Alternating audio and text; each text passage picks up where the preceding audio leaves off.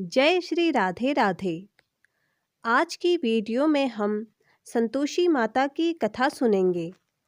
संतोषी माता का व्रत परम कल्याणकारी है।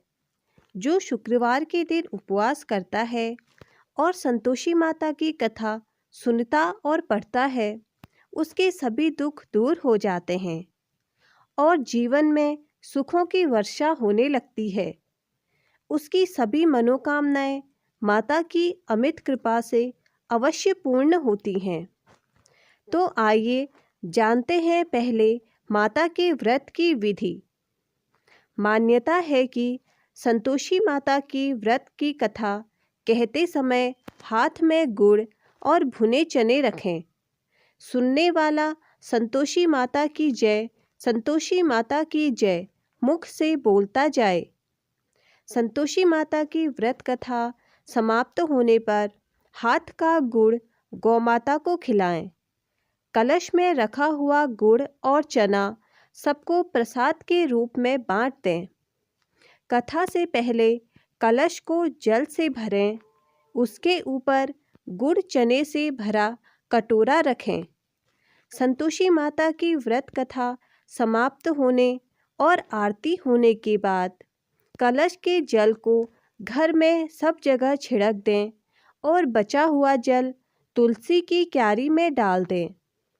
व्रत के उद्यापन में अढ़ाई सेर खाजा, मोमनदार पूड़ी, खीर, चने का साग और नैवेद्य रखें।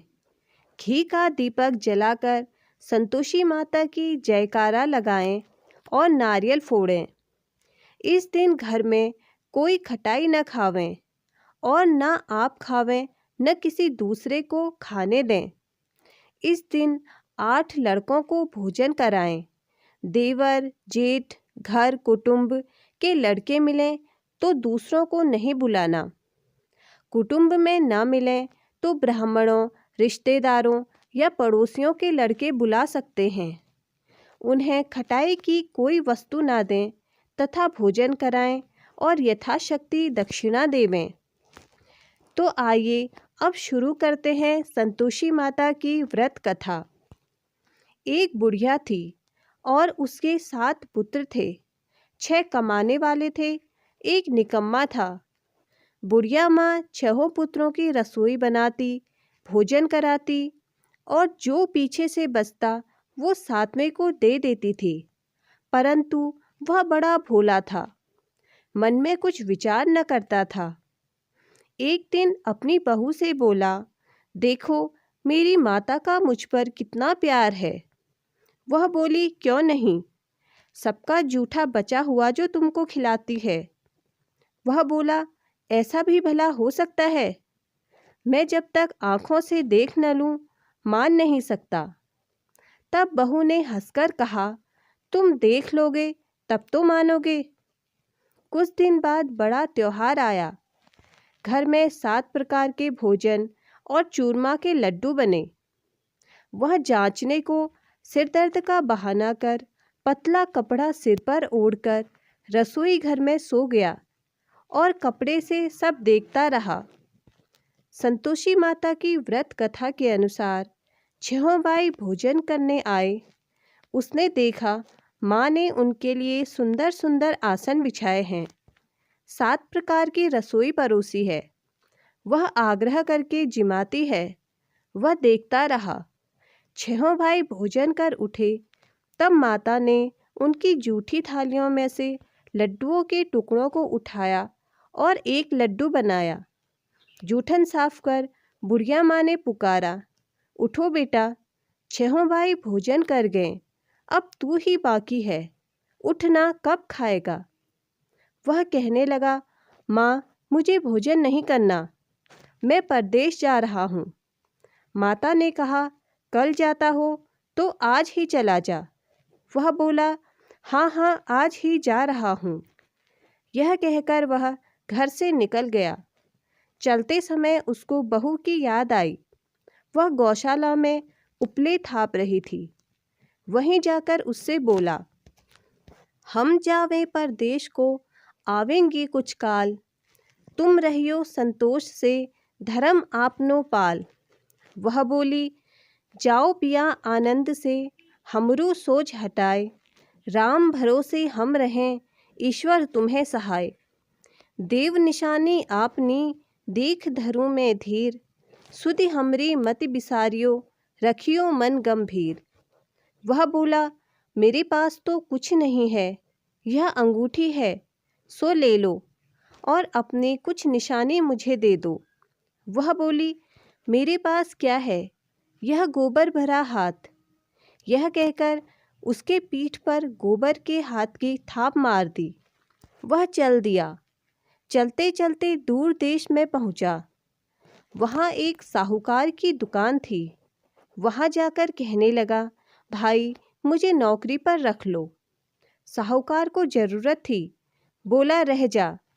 लड़के ने पूछा, वेतन क्या देंगे?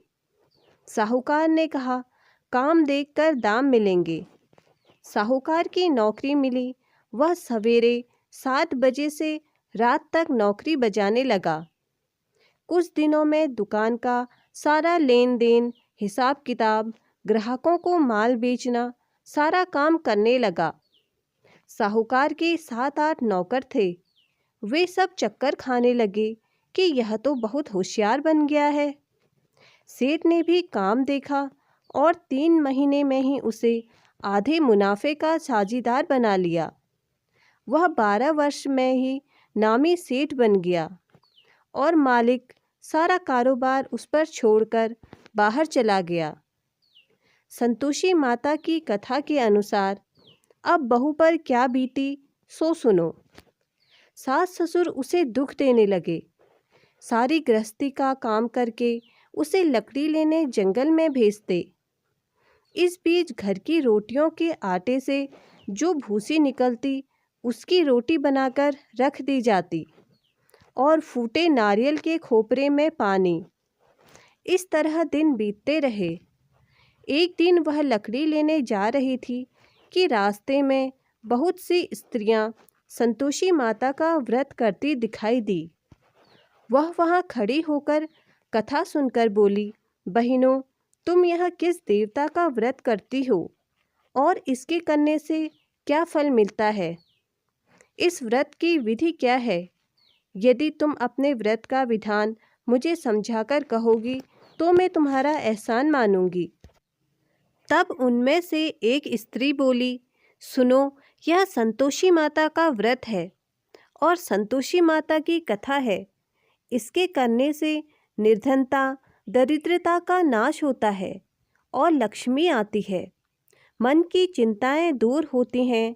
घर में सुख होने से मन को प्रसन्नता और शांति मिलती है। निपुत्र को पुत्र मिलता है। प्रीतम बाहर गया हो तो जल्दी आवें। कुंवारी कन्याओं को मनपसंद वर मिले।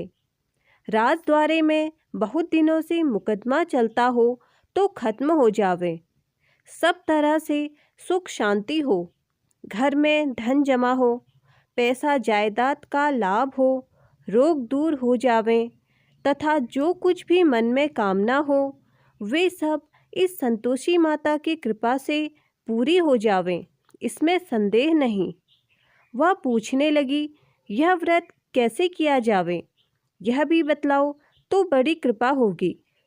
स्त्री कहने लगी, 1.25 रुपये का गुड़ चना लेना, इच्छा हो तो 5.25 रुपये का लेना या 11.25 रुपये का, जैसी सहूलियत हो उस अनुसार बिना परेशानी के श्रद्धा और प्रेम से जितना बन सके उतना लेना।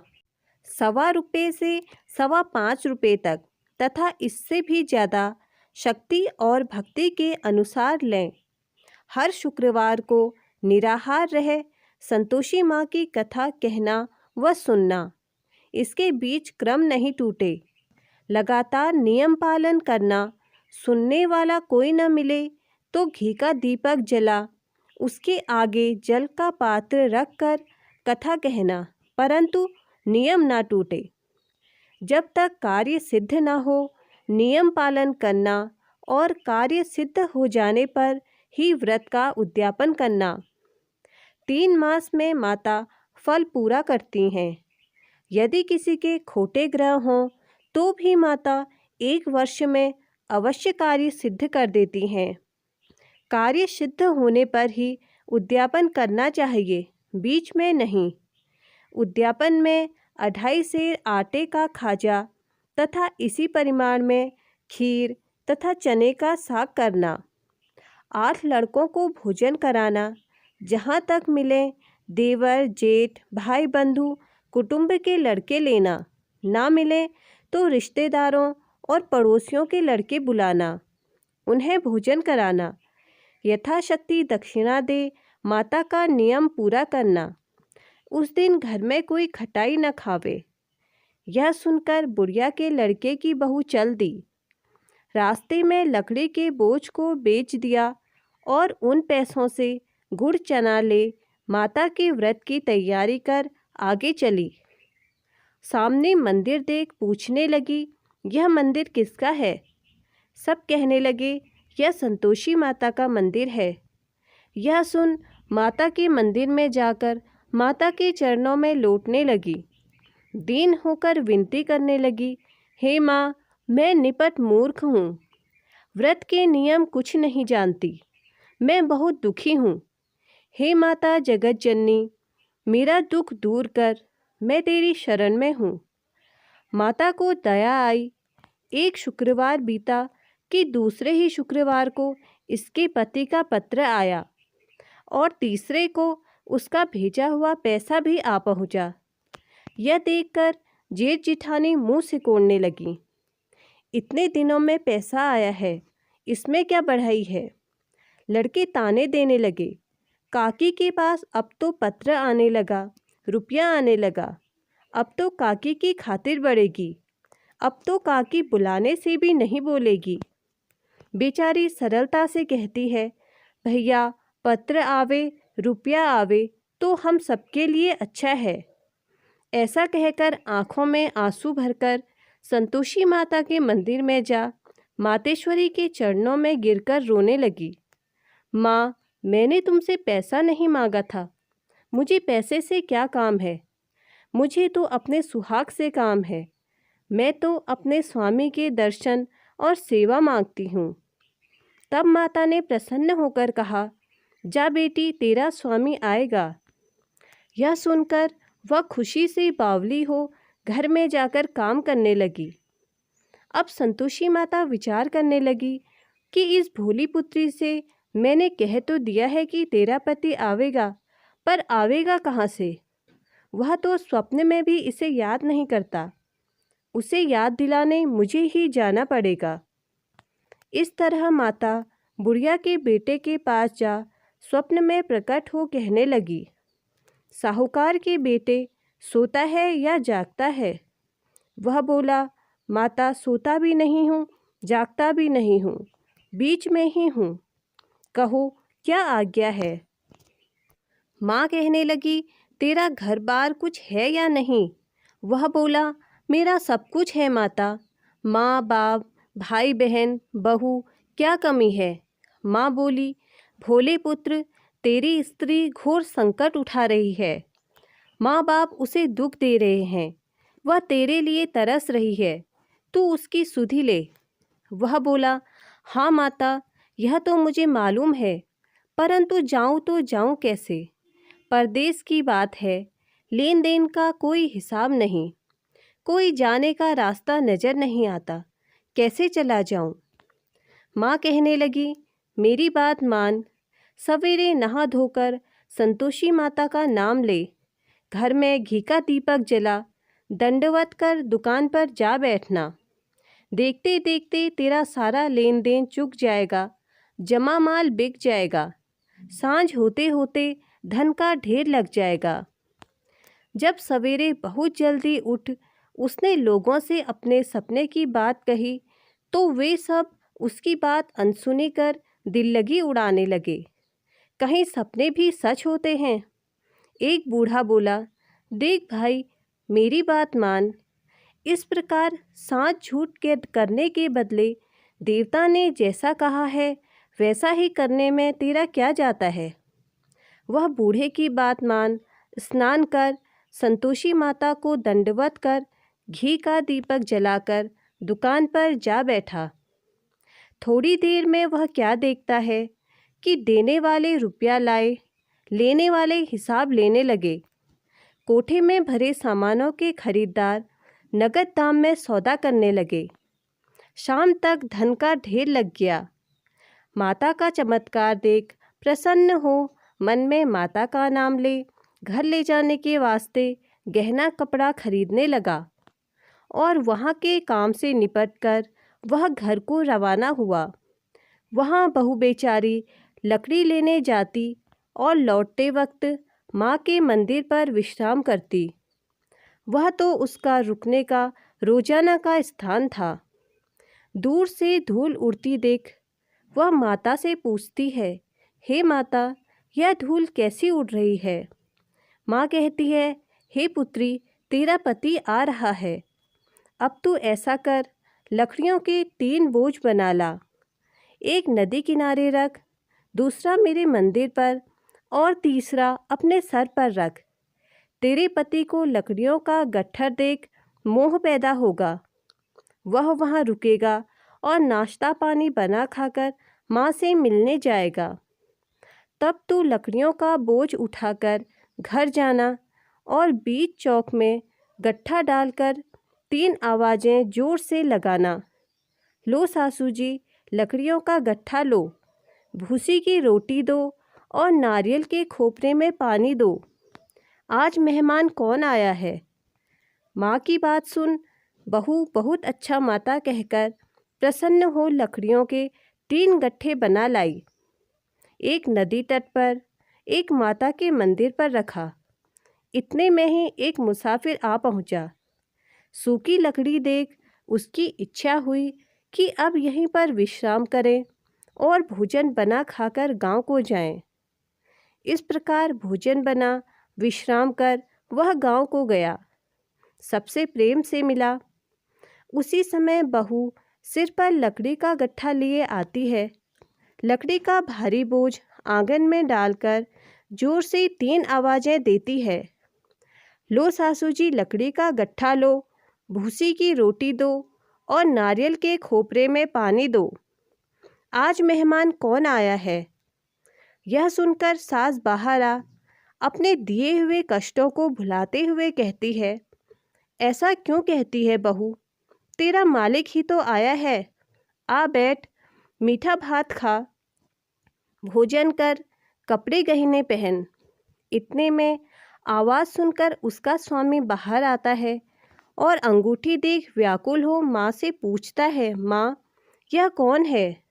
माँ कहती है, बेटा, यह तेरी बहू है। आज 12 वर्ष हो गए हैं जब से तू गया है। तब से सारे गांव में जानवर की तरह भटकती फिरती है। कामकाज घर का कुछ करती नहीं, 4 समय आकर खा जाती है। अब तुझे देखकर भूसी की रोटी और नारियल के खोपरे में पानी मांगती है। वह लज्जित हो बोला, ठीक है माँ, मैंने इसे भी देखा है और तुम्हें भी देखा है। अब मुझे दूसरे घर की ताली दो तो मैं उसमें रहूं। तब माँ बोली, ठीक है बेटा, जैसी तेरी मर्जी, कहकर ताली का गुच्छा पटक दिया। उसने ताली ले दूसरे कमरे में जो तीसरी मंजिल के ऊपर था खोलकर सारा सामान जमाया। एक दिन में ही वहाँ राजा के महल जैसा ठाट बाट बन गया। अब क्या था, वे दोनों सुखपूर्वक रहने लगे। इतने में अगला शुक्रवार आया। बहू ने अपने पति से कहा कि मुझे माता का उद्यापन करना है। पति बोला, बहुत अच्छा, खुशी से करो। वह तुरंत ही उद्यापन की तैयारी करने लगी। जेठ के लड़कों को भोजन के लिए कहने गई। उसने मंजूर किया, परंतु जेठानी पीछे से अपने बच्चों को सिखलाती है, देखो रे, भोजन के समय सब लोग खटाई मांगना, जिससे उसका उद्यापन पूरा न हो। लड़के जीमने आए, खीर पेट भरकर खाई, परंतु याद आते ही कहने लगे, हमें कुछ खटाई दो, खीर खाना हमें भाता नहीं, देखकर अरुचि होती है। बहू कहने लगी, खटाई तो किसी को नहीं दी जाएगी, यह तो संतोषी माता का प्रसाद है। लड़के तुरंत उठ खड़े हुए, बोले पैसा लाओ। भोली बहू कुछ नहीं जानती थी, सो उन्हें पैसे दे दिए। लड़के उसी समय जा कर के इमली ला खाने लगे। यह देखकर बहू पर माताजी ने कोप किया। राजा के दूत उसके पति को पकड़कर ले गए। जेठ जेठानी मनमाने खोटे वचन सुनाने लगी। लूट लूट कर धन इकट्ठा कर लाया था, सो राजा के दूत पकड़कर ले गए। अब सब मालूम पड़ जाएगा जब जेल की हवा खाएगा। बहू से यह वचन सहन नहीं हुए। वह रोती रोती माता के मंदिर में गई। हे माता, तुमने यह क्या किया? हंसाकर अब क्यों रुलाने लगी? माता बोली, पुत्री, तूने उद्यापन करके मेरा व्रत भंग किया है। इतनी जल्दी सारी बातें भुला दी। वह कहने लगी, माता, भूली तो कुछ नहीं हूँ और ना ही कुछ अपराध किया है। मुझे तो लड़कों ने भूल में डाल दिया था। मैंने भूल से उन्हें पैसे दे दिए। आप मुझे क्षमा करो। माँ बोली, ऐसी भी कहीं भूल होती है? वह बोली, माँ, मुझे माफ़ कर दो, मैं फिर तुम्हारा उद्यापन करूँगी। माँ बोली, अब भूल मत करना। वह बोली, अब न होगी माता। अब बतलाओ वह कैसे आवेंगे? माँ बोली, जा पुत्री, तेरा पति तुझे रास्ते में ही आता मिलेगा। वह घर को चल दी। राह में पति आता मिला। उसने पूछा, तुम कहाँ गए थे? तब वह कहने लगा, इतना धन कमाया था, उसका कर राजा ने मांगा था, वह भरने गया था। वह प्रसन्न हो बोली, भला हुआ, अब घर चलो। कुछ दिन बाद फिर शुक्रवार आया। वह बोली, मुझे माता का उद्यापन करना है। पति ने कहा, करो। वह फिर जेठ के लड़कों से भोजन को कहने गई। जेठानी ने तो एक दो बातें सुनाई और लड़कों को सिखा दिया कि तुम पहले ही खटाई मांगना। लड़के कहने लगे, हमें खीर खाना नहीं भाता, जी बिगड़ता है, कुछ खटाई खाने को देना। वह बोली, खटाई खाने को नहीं मिलेगी, आना हो तो आओ। वह ब्राह्मणों के लड़के ला भोजन कराने लगी। यथाशक्ति दक्षिणा की जगह एक एक फल उन्हें दिया। इससे संतोषी माता प्रसन्न हुई। माता की कृपा होते ही 9वें मास में उसको चंद्रमा के समान सुंदर पुत्र प्राप्त हुआ।